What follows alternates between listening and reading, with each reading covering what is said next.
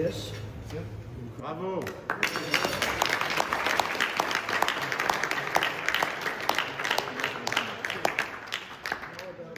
যুক্তরাষ্ট্র ও ইরানের মধ্যে যুদ্ধবিরতি সম্প্রসারণের একখান গুরুত্বপূর্ণ চুক্তি স্বাক্ষরিত ও কার্যকরী, হোয়াইট হাউসের এক কর্মকর্তা এই তথ্য নিশ্চিত করছে।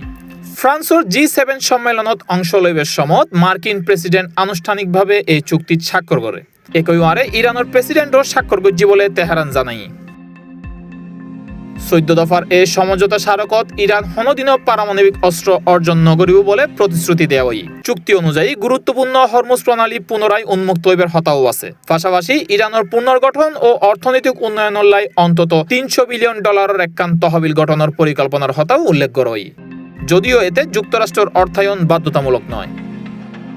যুক্তরাষ্ট্র, ইরান ও ইসরায়েলের মধ্যে 4 মাস ধরে চলা সংঘাতের পর এই চুক্তি সম্পাদিত হয়। ট্রাম্প প্রশাসন চুক্তি বেড়ে পারফরমেন্স ভিত্তিক হিসেবে বর্ণনা করছে, অর্থাৎ ইরান তার প্রতিশ্রুতি বাস্তবায়ন করলেই কেবল চুক্তির সুবিধা ভোগ করিতে পারিব।